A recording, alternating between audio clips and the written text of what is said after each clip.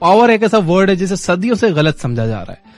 Power कोई post, कुर्सी या सिंहासन का होना नहीं है, बल्कि पावर की एक बहुत सी सिंपल सी डेफिनेशन है। पावर यानी वो हथियार जिसकी मदद से आप किसी से अपना काम करवा सकते हो, चाहे आप किसी को इन्फ्लुएंस करके अपनी बात मनवाओ या किसी को डरा कर। दोनों ही सूरतों में आपने पावर का इस्तेमाल किया है। एक देश चलाने से लेकर घर चलाने तक हर ह्यूमन इंटरेक्शन में पावर का इस्तेमाल होता है। अगर आप हर जगह एक कंप्लीट विन विन सिचुएशन चाहते हो तो आपको पावर की पूरी समझ होना बहुत जरूरी है। तो आज की इस वीडियो में हम 16 साइकोलॉजिकल लॉज ऑफ पावर देखेंगे और इसमें हमारी मदद करेगी रॉबर्ट ग्रीन की बेस्ट सेलिंग किताब द 48 लॉज ऑफ पावर। तो चलिए शुरू करते हैं। Number 1, let your absence feel. अपनी कमी का एहसास करवाओ। सुरेश फैक्ट्री में मन लगाकर काम करता था क्योंकि उसके मेंटर ने कहा था कि हार्ड वर्क पेज ऑफ, लेकिन उसका प्रमोशन तब भी नहीं हुआ, ना ही कोई स्पेशल हाइक मिला, जबकि फैक्ट्री के काम का सारा ट्रबल शूट वही करता था। यानी अगर वो ना हो तो बहुत परेशानी हो सकती थी। वो हार के अपने मेंटर के पास गया और मेंटर ने उससे कहा कि तुम ये तो जानते हो कि हार्ड वर्क का फल जरूर मिलता है, लेकिन ये नहीं समझते कि वो फल तभी मिलता है जब आपका हार्ड वर्क किसी को दिखे। जाओ कुछ दिन की छुट्टी ले लो, फिर देखो। उसने ऐसा ही किया। उसके एब्सेंस में सबको रियलाइज हुआ कि सुरेश कितना काम करता था। उसको कंपनी की तरफ से तुरंत प्रमोशन और हाइक दोनों मिला। चाहे आपका घर हो, सोसाइटी हो या आपका वर्क प्लेस, अगर आप लोगों को अपनी वैल्यू का एहसास करवाना चाहते हो तो अपनी एब्सेंस फील करवाओ। Number 2, stand about the crowd. भीड़ में अलग दिखो। आप भी लेट नाइट्स करते हो, टारगेट्स भी पूरे करते हो, तो क्या वजह है कि आपके कलीग को प्रमोशन मिल गया और आपको नहीं? क्योंकि उसका काम बॉस को दिखा और आपका नहीं दिखा। पावर और सक्सेस पाने के लिए जितना जरूरी अच्छा काम करना है, उतना ही जरूरी अपने काम को एक्नॉलेज करवाना भी है। ऐसे में बहुत जरूरी है कि आप भीड़ से अलग दिखो। हिंदी में एक मशहूर कहावत है कि जंगल में मोर नाचा किसने देखा।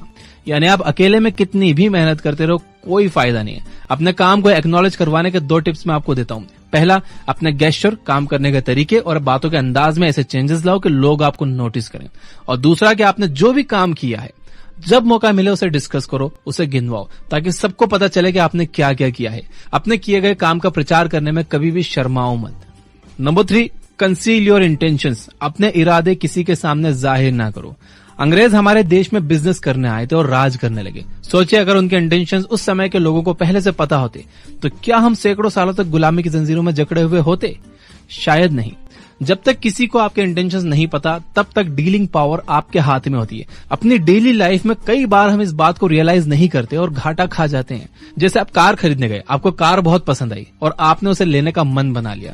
अब 2 सिचुएशन हो सकती है। पहली, आपने एक्साइटमेंट में सेल्समैन को यह शो कर दिया कि आप उसे खरीदने के लिए कितने डेस्परेट हो, आपको कितनी ज्यादा वो कार पसंद आई है। ऐसे में सेल्समैन इसका एडवांटेज ले सकता है और हो सकता है कि वो प्राइस बढ़ा दे या आपको कोई अच्छा डिस्काउंट ना दे। दूसरी सिचुएशन ये है कि आपने सस्पेंस बरकरार रखा है, आपने ये रिवील नहीं किया कि आपको कार कितनी ज्यादा पसंद आई है।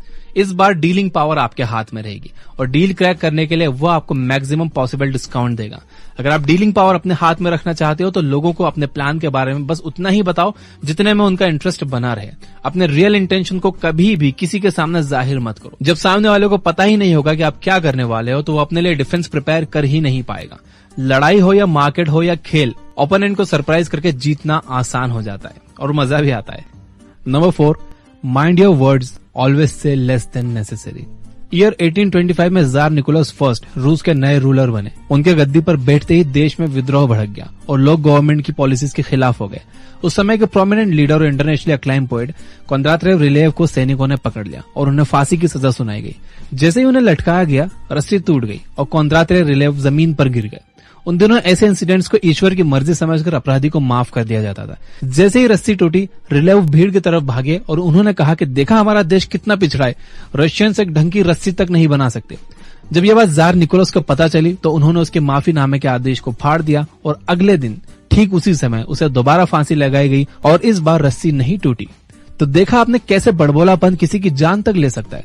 उस टाइम अगर रिलेव चुप रह जाता तो उसे माफ कर दिया जाता और वो बाहर निकलकर दोबारा अपने मूवमेंट को आगे बढ़ा सकता था। आमतौर पर हम सबके साथ ऐसा होता है। भावनाओं में बहकर कभी खुशी में तो कभी गम में हम कई ऐसी बातें कह जाते हैं जिससे हमें आगे जाकर प्रॉब्लम्स फेस करना पड़ती हैं। इसके अलावा आप जितना कम बोलोगे, आपके वर्ड्स की कीमत उतनी ज्यादा बढ़ेगी। कई लोग बातों बातों में कुछ सीक्रेट रिवील कर देते हैं या ऐसे कमिटमेंट्स कर देते हैं जिन्हें वो पूरा नहीं कर सकते और बाद में पछताते हैं। इसलिए जब जरूरत हो तभी बोलो और सोच समझ कर बोलो, ताकि आपकी एक एक बात में वजन हो, तभी लोग आपको सीरियसली लेंगे। नंबर 6, एक्शन से जीतो, आर्गुमेंट से नहीं। जूलियस सीजर 14 ने अपने इंजीनियर को बुलाया और कहा कि वो अपने नेवी में नई शिप इंट्रोड्यूस करवाना चाहते हैं। साथ ही उन्होंने इस शिप से जुड़ी अपनी एक्सपेक्टेशंस भी उसे बताई। इंजीनियर को उनकी एक्सपेक्टेशंस अनरियलिस्टिक लगी और वो उनसे आर्गुमेंट करने लगा। घंटों चले आर्गुमेंट के बाद राजा इतने गुस्से में आ गया कि इंजीनियर को 1 साल की कैद की सजा सुना दी। कितना अच्छा होता अगर वो सीधे काम पर लग जाता और अपने एक्शंस के जरिए अपनी बात प्रेजेंट करता। आप चाहो तो किसी भी बात पर घंटों आर्गुमेंट कर सकते हो या फिर सीधे अपने एक्शन से अपना पॉइंट प्रूव कर सकते हो। आर्गुमेंट में जीत हासिल करके हो सकता है कि आपके दिल को तसल्ली मिल जाए, पर असल में आर्गुमेंट जीतने से किसी को कुछ हासिल नहीं होता, उल्टा इससे आपके रिश्ते और रेपुटेशन खराब होते हैं। तो फैसला आपका है, आर्गुमेंट में पढ़कर सब कुछ खोना चाहते हो या इसे अवॉइड करके अपने एक्शन से अपना पॉइंट प्रूव करना चाहते हो। नंबर 6, दोस्तों से ज्यादा दुश्मनों पर भरोसा रखो। इतिहास गवाह है कि हर बार पीठ में छुरा अपनों ने ही मारा है। वो इंसान जिस पर हम आंखें बंद करके भरोसा करते हैं, एक दिन वही हमारे डाउनफॉल का कारण बनता है। इसलिए रॉबर्ट ग्रीन कहते हैं कि जब बात किसी रिस्पॉन्सिबिलिटी की आए तो दोस्तों से ज्यादा अनजान या आपके पुराने दुश्मन रह चुके लोगों को देने में समझदारी है। ऐसा क्यों? क्योंकि जैसे ही आप किसी पर भरोसा करते हो तो आप उसे अपने सीक्रेट्स बता देते हो और उसे आपकी वीकनेस पता चल जाती है। तो ये तो जग जाहिर है कि कंपटीशन, लालच और जलन दोस्तों और रिश्तेदारों के बीच सबसे ज्यादा होती है। इसलिए दोस्तों के साथ डील करने से आपके धोखा खाने के चांसेस बढ़ जाते हैं। वहीं जब हम किसी अनजान या अपने पुराने दुश्मन को काम देते हैं तो हमारी नजर उसके हर कदम पर रहती है और उसे भी ये बात बखूबी पता होती है कि हमारा भरोसा पाने के लिए उन्हें काफी मेहनत करना पड़ेगी, इसलिए वो काफी अच्छा काम करते हैं। कई लोग शायद इस बात से सहमत ना हो और कहें कि क्या इंसान किसी पर भरोसा ना करे, लेकिन जो सच है वो सच है। ह्यूमन साइकोलॉजी ऐसी ही है। वो कहते हैं ना कि हमें तो अपनों ने लूटा, गैरों में कहां दम था। Number 7, never outshine your master. आपको क्या लगता है, अगर बीच मीटिंग में आपने अपने बॉस के ब्लूप्रिंट पर एक जेन्युइन डाउट निकालकर अपनी काबिलियत साबित की तो आपका बॉस आपको अगली प्रमोशन के लिए रिकमेंड करेगा? जी नहीं, वो आपकी गलती ढूंढकर आपको रिप्लेस करने का मौका ढूंढेगा, क्योंकि आपने उसे यह एहसास दिला दिया कि शायद आप उससे ज्यादा काबिल हो और आप उसके लिए खतरा बन सकते हो या उसकी इंसल्ट कर सकते हो। इसलिए अपने मास्टर से आगे निकलने की कोशिश कभी ना करो। अगर आप ऑर्गेनाइजेशनल लैडर के टॉप पर पहुंचना चाहते हो तो आपको उस लैडर की रिस्पेक्ट करनी होगी। अगर कोई आपसे सुपीरियर है तो उसे सुपीरियरिटी का मजा लेने दो, तभी आप फायदे में रहोगे। ये आज की बात नहीं है, बल्कि सदियों से यही होता आया है। जो लोग पावर में हैं, अगर आप उनसे आगे निकलना चाहते हो तो उन्हें आपका मास्टर बने रहने दो, ताकि उन्हें लगता रहे कि वो आपसे बेहतर है। एक म्यान में 2 तलवारें नहीं रह सकती, इसलिए आपके मास्टर को तलवार बने रहने दो और आप एक मीठी छुरी की तरह अपना काम निकलवाते रहो। नंबर 8, मदद चाहिए तो म्यूचुअल इंटरेस्ट की बात करो, इमोशंस की नहीं। आप मानो या ना मानो, दुनिया बहुत सेल्फिश है। आपने चाहे किसी का कितना भी अच्छा क्यों न किया हो, लेकिन फिर जब आपको मदद की जरूरत पड़ती है तो लोग ना कह देते हैं। तो जब भी आपको किसी की मदद की जरूरत हो तो ये ना सोचो कि इस पर तो मैंने इतने एहसान किए हैं या ये तो अपना है, मना नहीं करेगा, बल्कि कोई ऐसा पॉइंट उसके सामने रखो जिसमें उसका और आपका दोनों का फायदा हो। तभी आप 100% श्योर हो सकते हो कि आपका काम पूरा होगा और सही होगा। अपनी वेबसाइट के लिए अगर आप अपने आईटी फ्रेंड से हेल्प मांगोगे तो वो तभी हेल्प करेगा जब वो फ्री होगा, लेकिन अगर आप किसी को पे करके वही काम करवाओगे तो आपका काम उसकी प्रायोरिटी होगा। यानी सीधे शब्दों में कहें तो अगर आप अपने काम के बारे में सीरियस हो तो उसे करवाने के लिए म्यूचुअल इंटरेस्ट का सहारा लो, इमोशंस, काइंडनेस या ग्रेटिट्यूड का सहारा मत लो। नंबर 9, खुद पर भरोसा रखो। साइकोलॉजिकल पावर केवल दूसरों के साथ अपने रिलेशन को समझने से नहीं आती, बल्कि आपका खुद के साथ भी एक स्ट्रांग रिलेशन होना चाहिए। मैं अक्सर ऐसे लोगों से मिलता हूं जो इतने कंफ्यूज रहते हैं कि उन्हें खुद नहीं पता होता कि वो क्या चाहते हैं क्या नहीं। बस छोटे छोटे फेलियर से डरकर अपना रास्ता बदलते रहते हैं। खुद के बारे में आपका क्लियर व्यू होना बहुत जरूरी है। आपको पता होना चाहिए कि आप जो करना चाहते हो उसमें मुश्किलें, फेलियर्स और सेटबैक आएंगे, लेकिन आपको क्विट नहीं करना है। आपको बस हर छोटी छोटी जीत को सेलिब्रेट करना है ताकि आपका सेल्फ एस्टीम बढ़े। दुनिया उसी की रिस्पेक्ट करती है जो खुद की रिस्पेक्ट करना जानते हैं।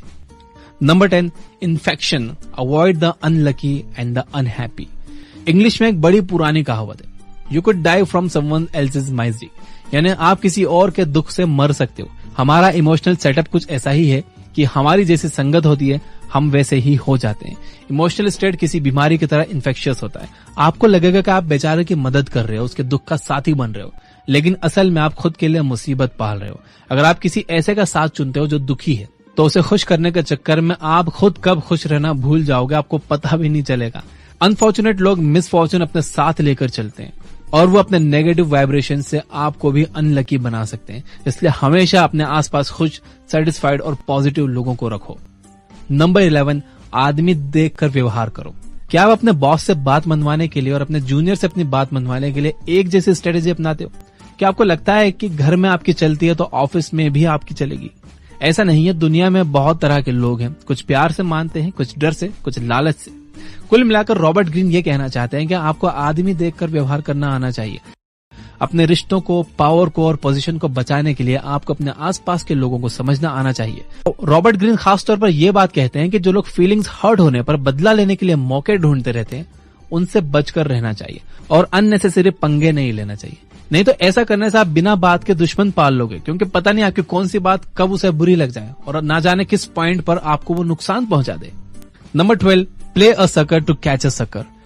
आप कितने स्मार्ट हो? क्या आप इतने स्मार्ट हो कि आप जानबूझकर बेवकूफ बन सको? वो कहते हैं ना कि मुसीबत में गधे को भी बाप बनाना पड़ता है।